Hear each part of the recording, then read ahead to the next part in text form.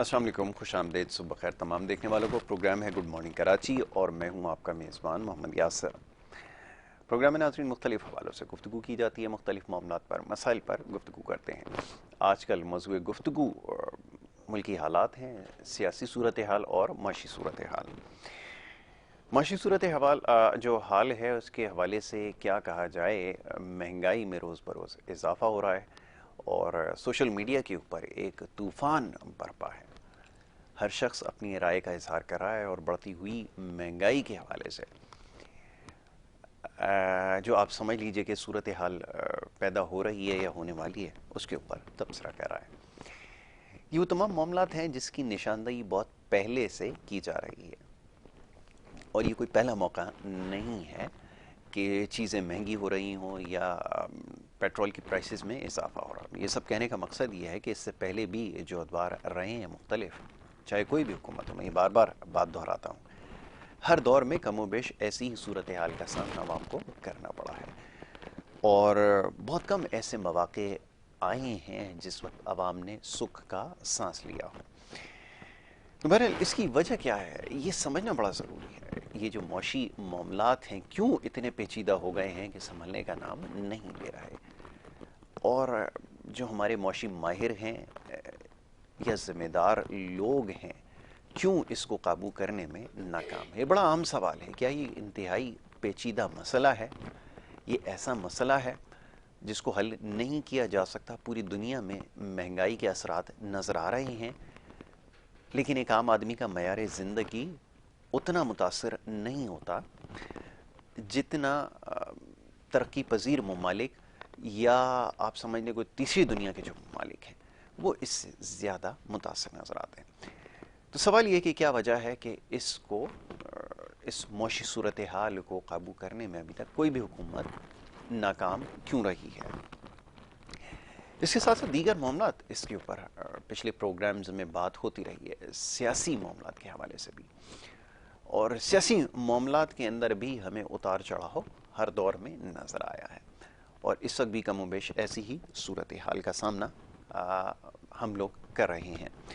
तो बहरहाल अब ये मामलात किस तरफ जा रहे हैं और एक दफ़ा फिर बात हो रही है आम इंतखाबात के हवाले से। आम इंतखाबात क्या मसाइल का इस जो मसला है इसका वाक़तन हल साबित होंगे, अब ये भी एक बड़ा अहम सवाल है और देखने वाले चाहते हैं कि इस मामले पर गुफ्तगू की जाए। इसके साथ साथ जो दीगर मामलात हैं वो भी आज प्रोग्राम में कोशिश करेंगे उन्हें ज़ेर बहस लाया जाए, आपके सवालों को भी शामिल किया जाए। मोअज़्ज़ज़ मेहमान आज तशरीफ़ फरमाएँ यहाँ पे, उनसे इन तमाम मामलात पर गुफ्तगू होगी। सबसे पहले मोअज़्ज़ज़ मेहमान सईद रशीद साहब जो तजियाकार हैं उन्हें मैं खुश आमदीद कहूँगा। बहुत शुक्रिया सईद साहब प्रोग्राम में हमें वक्त देने के लिए। सईद साहब फरमाइएगा, ये बात बार बार होती रही है, इससे पहले भी मैं ये बात कर चुका हूँ अपने प्रोग्राम्स में, क्या वाक़तन इतने पेचीदा मसाइल हैं? अभी कुछ देर पहले जो मामलात यहाँ पर जो जिसके ऊपर बात हो रही थी वो यकीनन प्रोग्राम में भी इसके ऊपर ज़रूर बात करेंगे, लेकिन ज़िम्मेदारी किसके ऊपर आयद होती है? और सवाल फिर वो ये कि इतना मुश्किल काम है महंगाई को काबू करना या कंट्रोल करना कि अभी तक कोई भी हुकूमत इसमें कामयाब नहीं हो सकी है।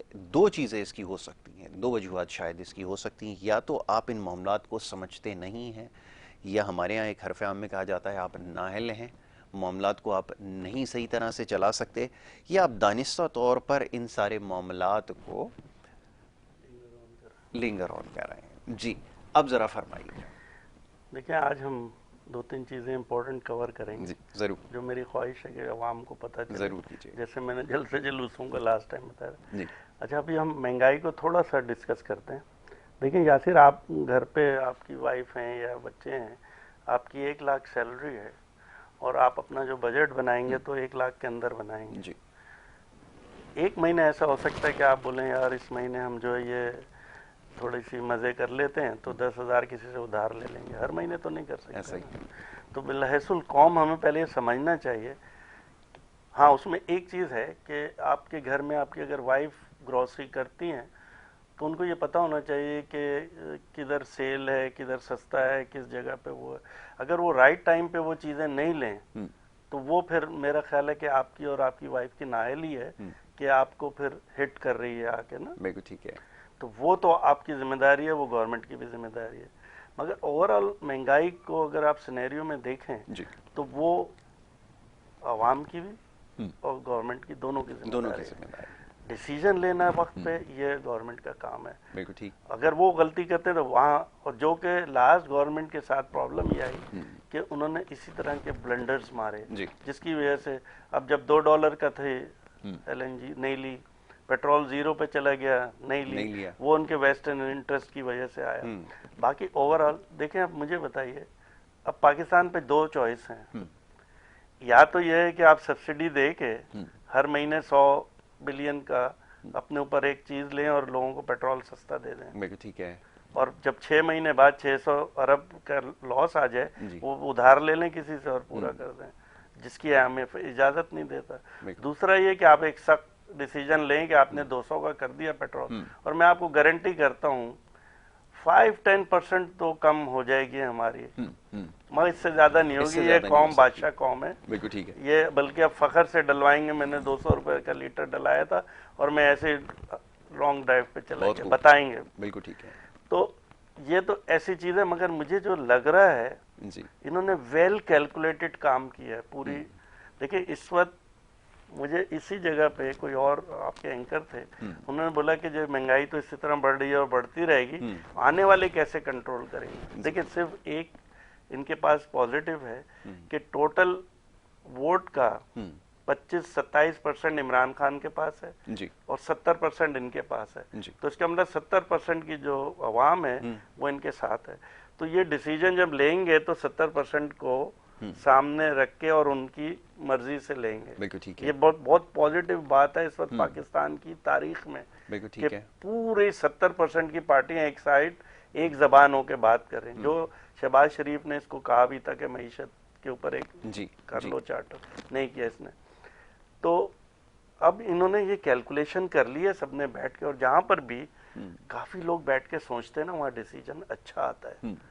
मेरा नबी भी जंगे बदर से पहले सबको बिठाया, हम बताओ क्या करना चाहिए, ऐसा ही। तो इसी तरह इन्होंने ये डिसाइड किया कि 2 सूरतें हैं, या तो हम ये सोचें कि अगला इलेक्शन हमने जीतना है तो हम ये सब्सिडी को रखें और फिर आगे जाके बजट में दें। दूसरा है कि इसको यहीं पे इस नासूर को निकालें और फिर आगे अपनी चीजें सेट करें। और देखें ये सेट कैसे होगी जी। 200 रुपए तो आ गया, मुझे भी बड़ी कोफ्त हुई जब मैंने देखा कि यार 200 रुपए हो गए, मगर मुझे ये पता है इससे मैटर ऑफ ओनली 1-2 मंथ्स 200 रुपए भी चलेगा जी।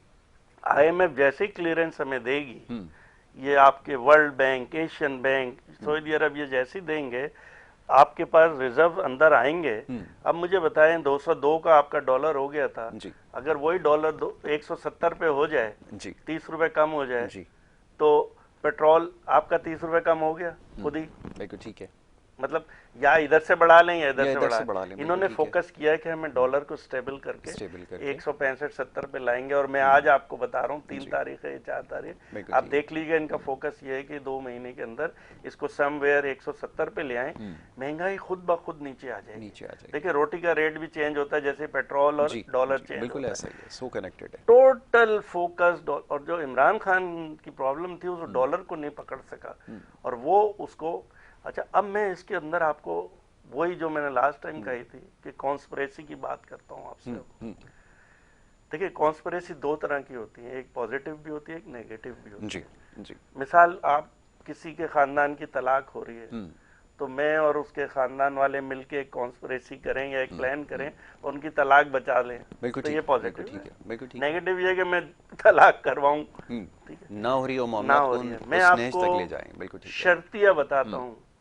मेरी एनालिसिस ये कह रही है कि 1.5-2 साल से हमारी एस्टेब्लिशमेंट इमरान को समझा, और देखें अब ये खुल के सामने आ रहा है। जो बातें इमरान इस वक्त कर रहा है जी, मैं 2000% उसको इंडोर्स करता हूं कि वो सही बोल रहा है। अच्छा, 100% सही बोल रहा है। टुकड़े वाला हार्श स्टेटमेंट्स नहीं दी जा रही हैं, हम तो कभी भी सपोर्ट नहीं करते, पॉलिटिकल डिफरेंसेस अपनी जगह। इसको रिवर्स कर लें, ठीक है। 1.5-2 साल से हमारी एस्टेब्लिशमेंट इसको समझा रही थी कि देखें मईशत जब तक सही नहीं होगी आपकी सिक्योरिटी सही नहीं होगी।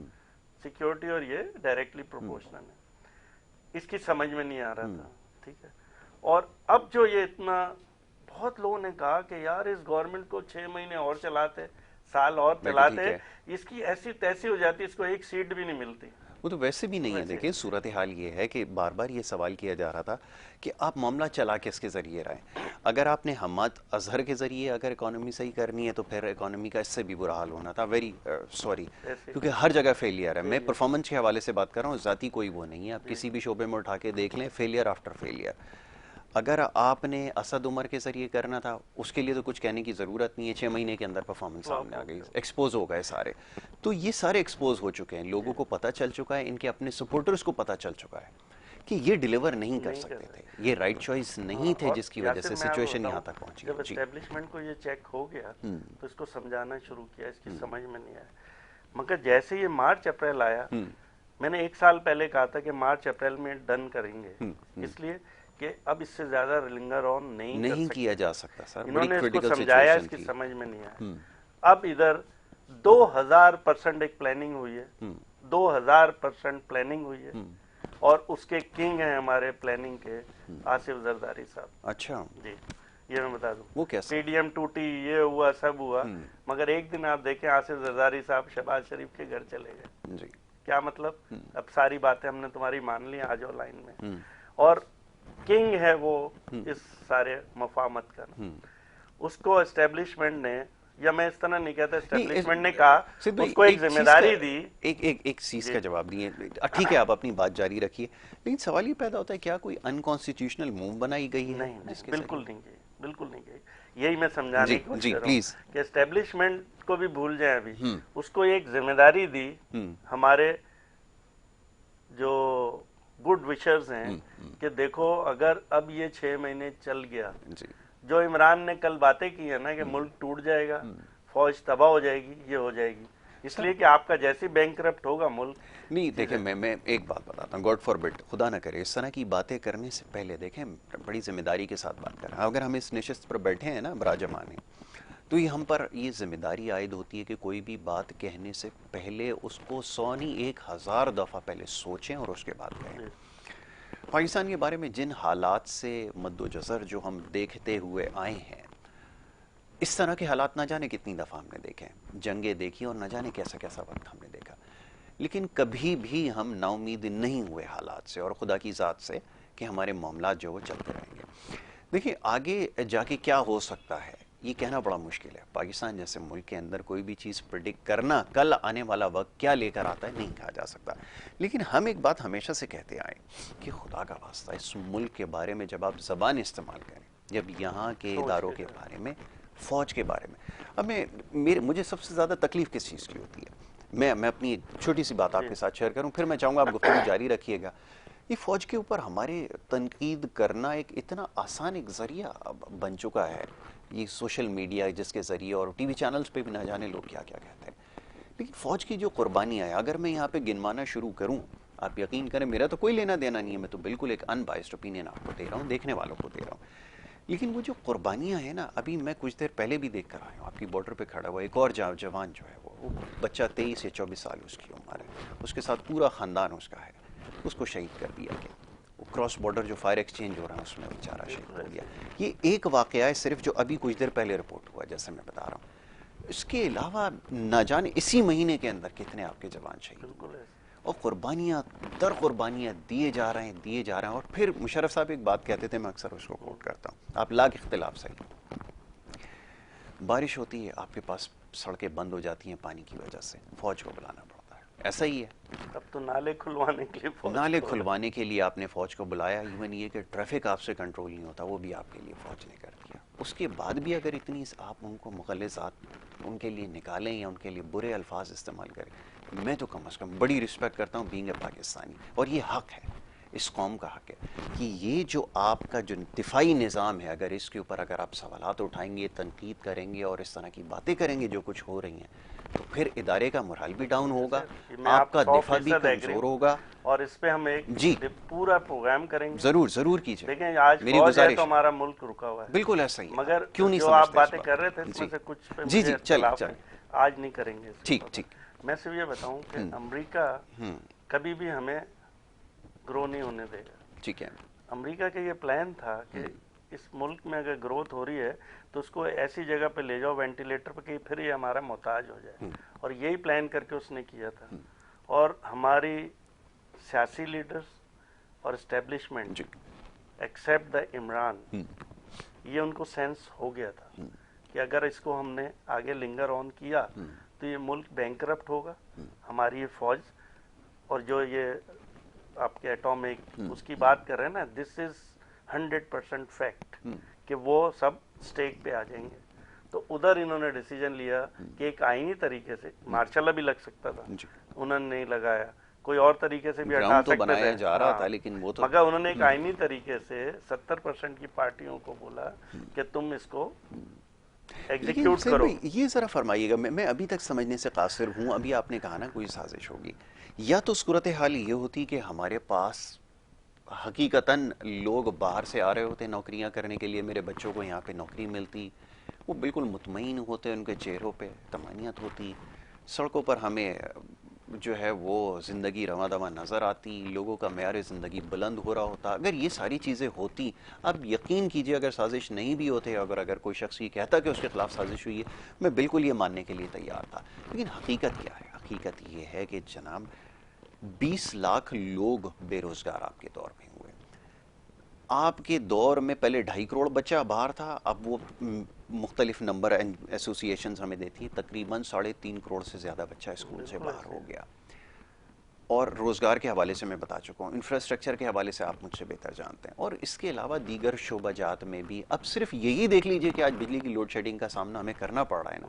आप ये बात तस्लीम करते हैं कि अगर वो जो तवानाई का वजीर था, जो सौदे जिसका भी आपने आसान लफ्ज़ों में बता रहा हूँ, अगर वो वक्त पे किए होते, और जो उससे पूछा जा रहा था कि अगर ये नहीं कर रहा है और ये जो अदायगियों का मामला तुमने इसको ज़ेर अल्तवा छोड़ा हुआ है, इसके नुकसानात आगे चल के नज़र आएंगे जो अब नज़र आ रहे हैं, तो ऐसे लोगों के खिलाफ मुझे बताएं तो सही कि खुदारा कौन बेवकूफ़ है जो बैठ के साजिश करेगा। आप मुझे सिर्फ इतना इसका जवाब 80% तो खुद ही करते हैं। अच्छा बहरहाल, मैं जो आपको बता रहा था कि वो इस फॉर्म में था और ये नागुज़ीर हो गया था कि इसको डिसलॉज करें। ठीक है। और डिसलॉज करके फिर इनके पास चॉइस आई, जो 1 महीना ये रुके ना, फिर इनके पास चॉइस आई 70% की पार्टियों में इत्तेहाद के ऊपर, मैं पीडीएम ही बोलूंगा, पीडीएम के पास, कि फॉरेन इलेक्शन करा दें या इसको ठीक करें मईशत को। फॉरेन इलेक्शन कराना फिर हाई रिस्क था कि जैसी केयर टेकर आती वो इस तरह के डिसीजन नहीं लेती तो हम 2-3 महीने में बैंकरप्सी पे जा सकते थे। लेकिन 10 अरब के आपके पास रिजर्व थे, उसमें से 7 चाइना और सऊदी अरब और उनके थे, 3 अरब पे आप मुल्क नहीं चला सकते थे। तो उस वक्त ये डिसीजन लिया गया कि अब हम रुकेंगे और मईशत को एक दफ़ा स्ट्रीमलाइन करके फिर इलेक्शन कराएंगे। और ये सबकी रजामंदी से हुई, इसके अंदर कोई ऐसी चीज़ नहीं है। मैं कहता हूँ कि ये पॉजिटिव एक प्लानिंग की गई कि इसको हटाओ और फौरन इसको सेट करो, वरना हम इस तरह तोड़ फोड़ पे चले जाएंगे। तो वो इन्होंने कर दिया है। इन्होंने अब सिर्फ एक फोकस किया है कि हमने डॉलर को पकड़ना है, बस ये पैसे को स्टेबल करेंगे। अगर देखें 170 पे ले आए तो 35 रुपए तो पेट्रोल खुद ही कम हो गया। ठीक है, जब पेट्रोल 35 रुपए कम हो गया तो 35% आपकी जो इन्फ्लेशन है वो नीचे जाएगा। बस ये इनका टेक्निक है। ये 2 महीने में इसको सेट करेंगे। लेकिन कोई मुल्क भी बगैर आईएमएफ की, उससे IMF is a door opener. IMF कोई आपको 1 बिलियन देता क्या फर्क पड़ता है? ठीक है। आईएमएफ जैसे ही आपको के देगा 7 से 8 अरब आपको वर्ल्ड बैंक से आएगा, सब जगह से आना, सब जगह से आ जाएगा, आपका स्टेबल होगा और आपकी चीजें, ये जो आपने एक बम गिराया है 200 का, ये आप दोबारा कवर कर लेंगे वापस। दिस इज द स्ट्रेटेजी इनकी। बिल्कुल ठीक है, ये आपने बिल्कुल ठीक कहा कि बैलेंस इस तरह हो सकता है। अच्छा, अब हम बात करते हैं जो एक बड़ा प्रॉब्लम चल रहा है। देखिए इस वक्त सोशल मीडिया और खास तौर पे हमारी एक पार्टी हर चीज के अंदर इतनी स्ट्रांगली झूठ बोल रहे हैं कि हर चीज सही लग रही है। ऐसा ही है। जैसे वो जलसे जुलूस थे लास्ट टाइम, मैंने आपको बताया 16,000 थे, आगे कैलकुलेशन बड़ी बेहतरीन एग्जैक्टली 16,000 हुए। तो इसी तरह मैं आज आपसे बात करता हूँ ओवरसीज पे और ईवीएम पे। आइए जरूर। देखें सियासत ये तो अभी चल रही है, लोग बोल रहे हैं, पीटीआई का कोई वर्जन है। हमें सिर्फ आवाम को ये बताना है कि ये क्या बोल रहे हैं, उसमें हकीकत क्या है। कितनी? देखिए ओवरसीज का आप फार्मूला समझें और गौर से सुनिएगा, और मैं अपनी आवाम से भी कहता हूँ सुने। टोटल ओवरसीज पाकिस्तानी जो हैं 8.8 हैं, 9 मिलियन कर लें आप, 1 करोड़ से कम, ठीक है, ये सारों के फिगर, ठीक है। उसमें से 4 पॉइंट्स, अच्छा ओवरसीज किसको बोलते हैं? मैं यही सवाल आपकी खिदमत में रख रहा था, आप खुद ही इसकी तशरीह कर दीजिए। ओवरसीज उसको बोलते हैं जो पाकिस्तान में भी उसका एड्रेस है और वो कहीं बाहर चला गया वहां पर भी उसका एड्रेस है। और मोस्टली ओवरसीज हम उसको करते हैं जिसकी ड्यूल नेशनलिटी हो जाए, कि इंग्लैंड में भी रहता है जैसे मेरा बेटा और यहाँ भी रहता है, तो अब उसका वोट उधर भी है इधर भी है, 2 जगह उसका वोट है, इसको ओवरसीज हम बोलते हैं। जो लाहौर से इस्लामाबाद चला जाए तो वो उस दिन तो वोट नहीं डाल सकेगा ना। बिल्कुल ठीक है। इसी तरह मैं बोलूं लाहौर से अगर वो दुबई चला जाए तो उस दिन तो वोट नहीं डाल सकेगा ना। जी जी, ऐसा ही है, ऐसे ही है। सिर्फ भाई ब्रेक के लिए कहा जा रहा है, एक छोटी सी ब्रेक ले लूं आपकी इजाजत से, और वापस आके जरा बड़ा अच्छा मौजूद है, मैं चाहूंगा जरा इसको एक्सप्लेन किया जाए। एक छोटी सी ब्रेक की तरफ जा रहे हैं, वापस आएंगे, देखते रहिए प्रोग्राम गुड मॉर्निंग कराची।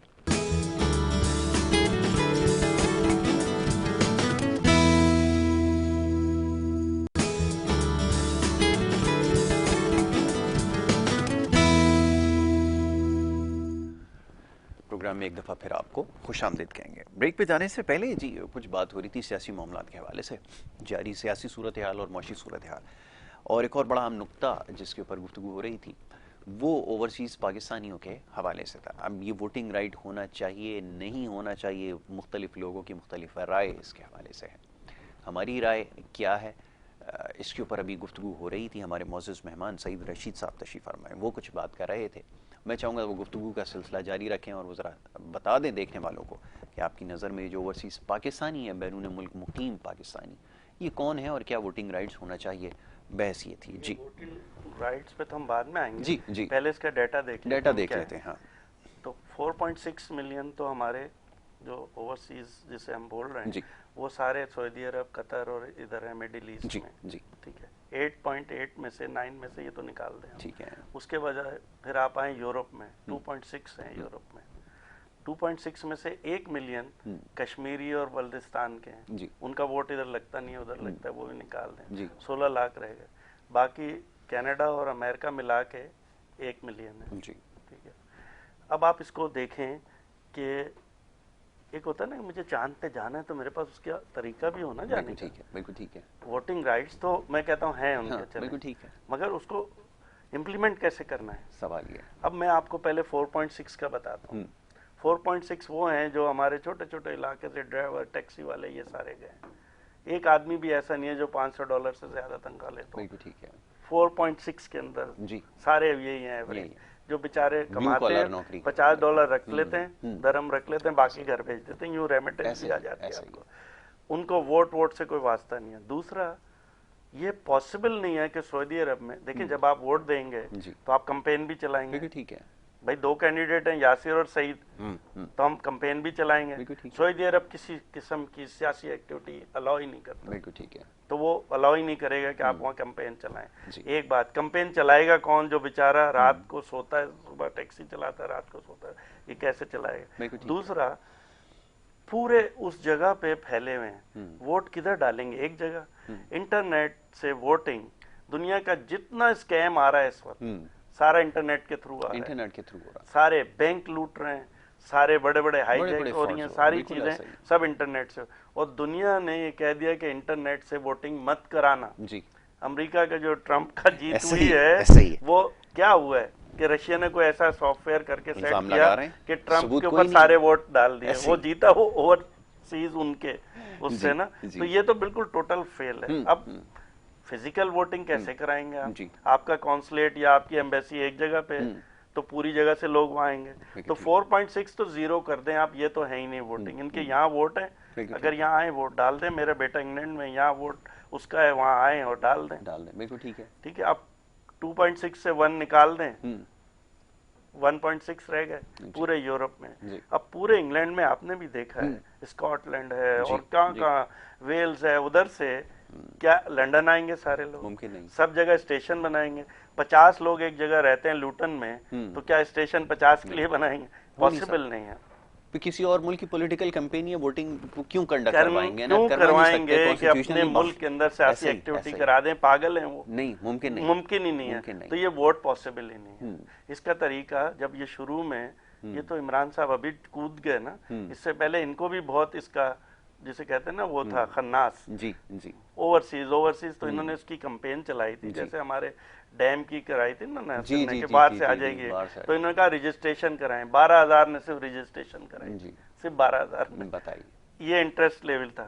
जो मेरे भाई रहते हैं वहाँ, उनके जो बच्चे हैं उनको तो पता ही नहीं है पाकिस्तान किधर है, क्या है, बिल्कुल सही कैसे है, बात, बिल्कुल ऐसा ही। सोचते भी नहीं है। फिर भी मैं कहता हूँ चलो वोटिंग राइट्स हैं, कैसे देंगे आप उन्हें वोटिंग राइट्स? कोइंस का आपने ओथ लिया है, जी ठीक है, यहाँ इस मिसाल के तौर पे असेंबली के अंदर हम एक डिसीजन लेते हैं कि हम इंग्लैंड के साथ सिफारती ताल्लुकात खत्म करते हैं, तो क्या वो आदमी उसको ऑन करेगा? वो तो इंग्लैंड में, उस कनाडा में आपने क्वीन की वो ली हुई है इंग्लैंड के उसकी, कैसे कनाडा में आप उसके अगेंस्ट जा सकते हैं? बिल्कुल पॉसिबल नहीं है। हवा में बातें करते रहो तो वो, अब मुझे बताएं 16 लाख के लिए आप इतनी बड़ी कैंपेन चला रहे हैं कि यूरोप में, अब वो 16 लाख आपके पूरे 300 हलकों के अंदर डिवाइड हैं, 2-2, 4-4 हजार भी आएंगे तो कैसे इमरान जीतेगा? इसका प्लान ये था कि अगर ये इंटरनेट से हो, जो ट्रंप का हुआ था कि सारे वोट उठा के 10-12 हलकों में डाल के उन हलकों से जीत गया था वो। ये असल जो प्रॉब्लम हुई कैलिफोर्निया में हुई।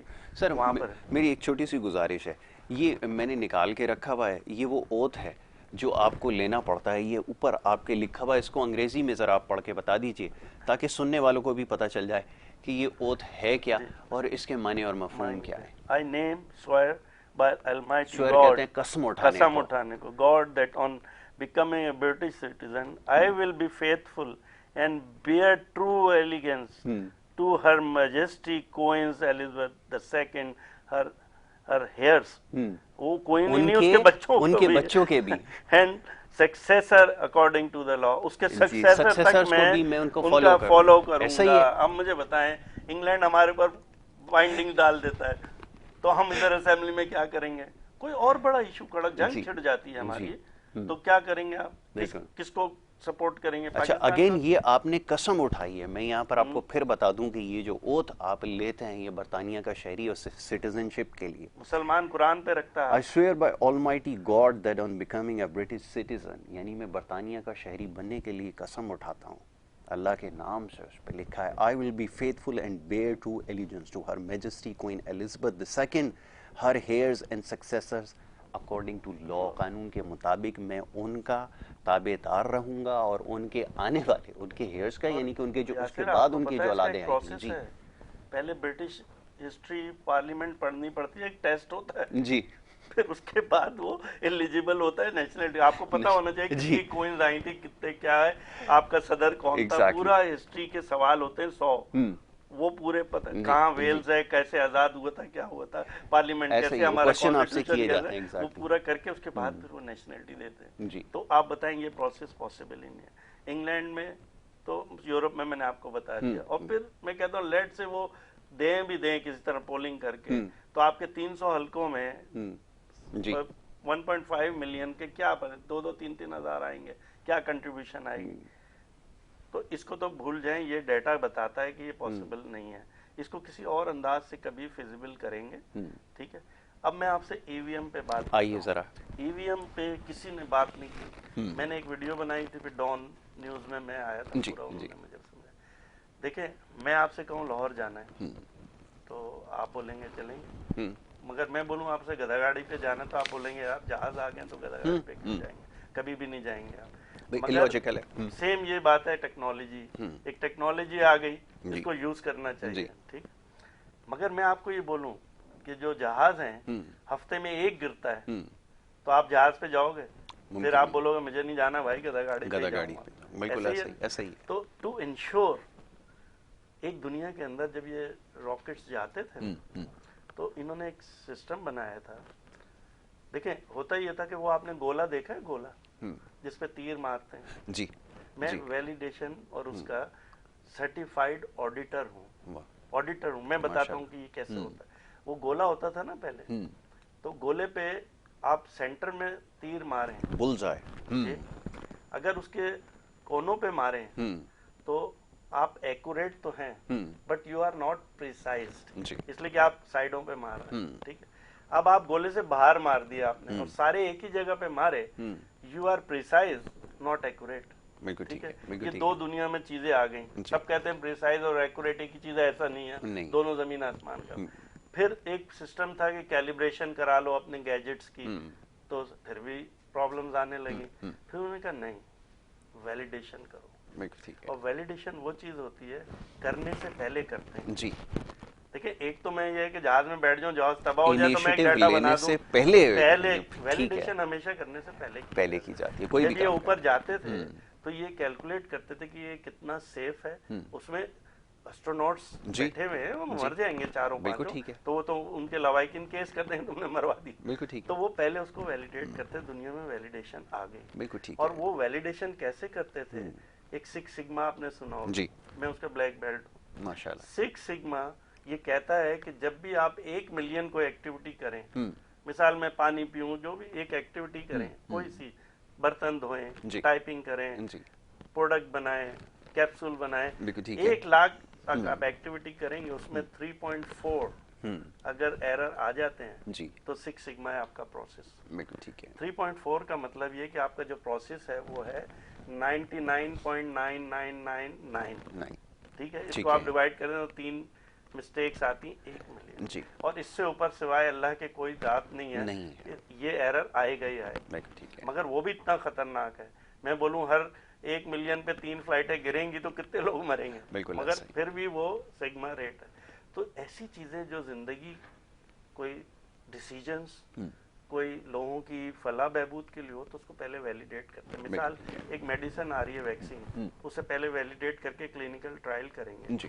वो 6 साल बाद लोग पागल होने लगे तो बिल्कुल डाटा ठीक है। बनेगा थोड़ी, पहले देखेंगे ऐसे ही जानवरों पे डाल असेसमेंट के कि पहले की पागल तो जाती नहीं है। हो रहे एग्जैक्टली इससे। ऐसा ही है। तो इसको बोलते हैं वैलिडेशन। और वैलिडेशन का सेंस ये है, देखें, पायलट प्रोजेक्ट नहीं है, लोगों का इतना बड़ा मुगालता है इसके अंदर, पायलट प्रोजेक्ट कर लो, पायलट प्रोजेक्ट नहीं है, नहीं है।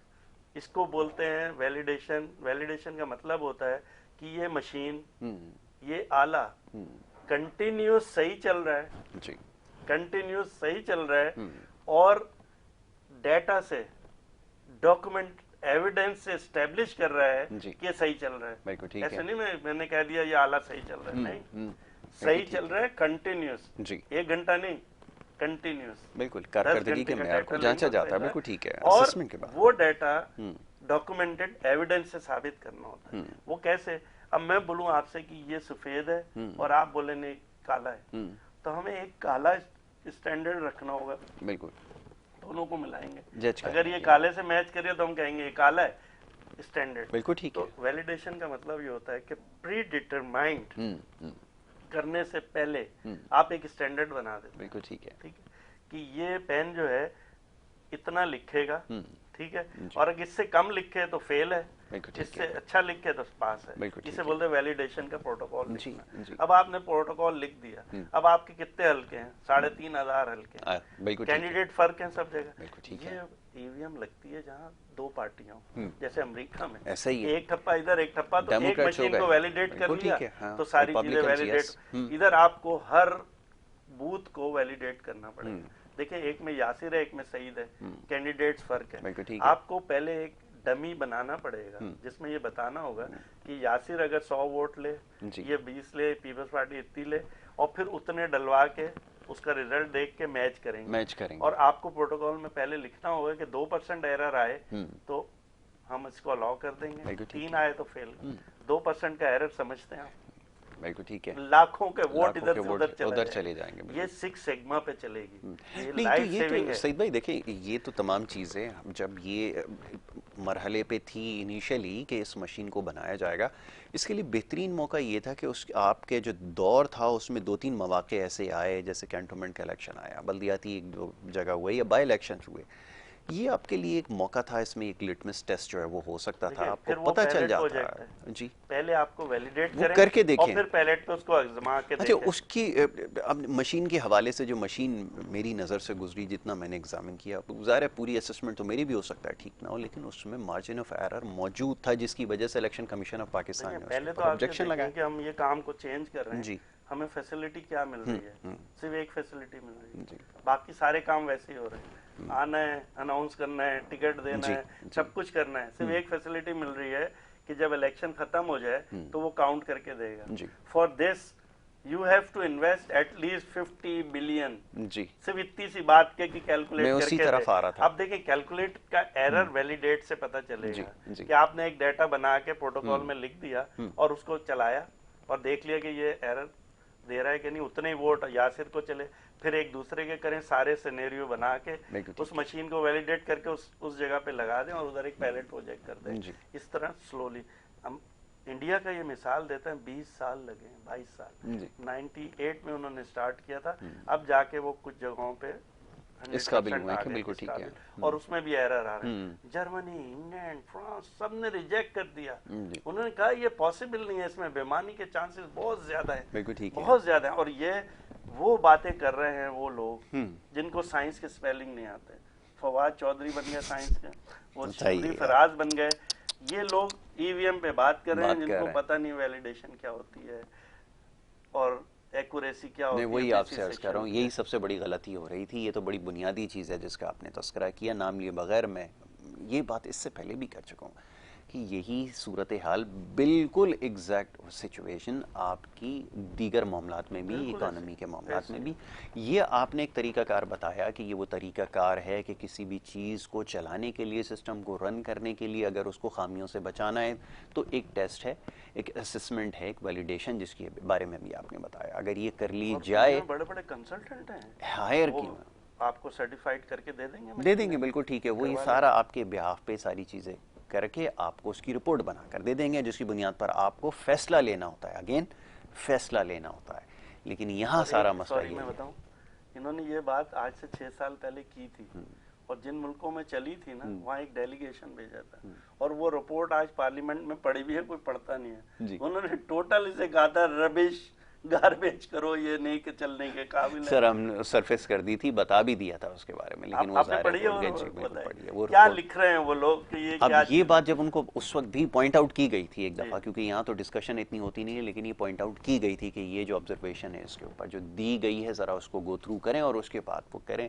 लेकिन वो कानून बनाने की वो जल्दी थी। बहरहाल जी, अब सही साहब, मामला ये है कि बातें तो बहुत सारी हैं जो की जा सकती हैं और यकीनन होंगी भी। आपके साथ बड़ी अच्छी नशिस्त हमारी रही है और इंशाल्लाह सिलसिला आगे चलता रहेगा। मैं आपको सहमत देता रहूँगा और इस तरह दीगर मामला पर बात करते रहेंगे। मैं बड़ा शुक्रगुजार हूँ सईद रशीद साहब। मेरा वैसे इंटेंशन ये है जी कि पॉलिटिक्स से ज्यादा हम वो चीजें डिस्कस करें जी जो आवाम को समझ आनी चाहिए, सबसे ज्यादा। नो पार्टी बिल्कुल ठीक है, उससे कोई ताल्लुक नहीं। ईवीएम है, इस तरह की उन चीजों को फोकस करें। बिल्कुल ठीक है, आवाम को नॉलेज आए। बिल्कुल ठीक है, ये बहुत जरूरी है। चलिए जी, अब एक ब्रेक की तरफ जाना होगा और ब्रेक के बाद जो दूसरा सेगमेंट है वो जारी रहेगा। आप देखते रहिए प्रोग्राम गुड मॉर्निंग कराची।